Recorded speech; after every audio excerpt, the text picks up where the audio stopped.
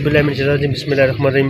इस वक्त हम मौजूद हैं Mohammed Hussain girls and boys school sector 5D Surjani मंगोपी टाउन। अच्छा, यह स्कूल का असल में ये जो हमें मिली है बाइफर्केट में, एक पूरे टाउन में एक ही स्कूल है।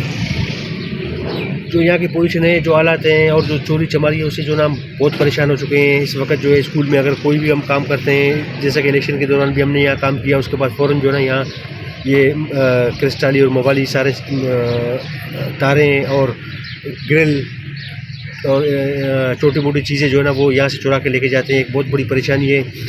अच्छा, उसके लिए फिर हम दोबारा कोशिश कर रहे हैं इंशाल्लाह इनको रेनोवेट करके स्कूल को, फिर इसके बाद दूसरे मरले में हम इसको 2 शिफ्ट करेंगे, ए और बी शिफ्ट, बच्चों और बच्चियों के लिए अलग अलग करेंगे। इसमें इस वक्त हमारे पास अल्हम्दुलिल्लाह ठीक ठाक जो है ना तादाद है स्टूडेंट्स की। स्कूल में कुछ चीज़ों की कमी है, इंशाल्लाह उसको हम पूरा करने जा रहे हैं और अल्लाह से उम्मीद है कि यहाँ से बच्चे फ्री तालीम हासिल करके हम पाकिस्तान के मुस्तक़बिल के मेहमान बनेंगे इंशाल्लाह।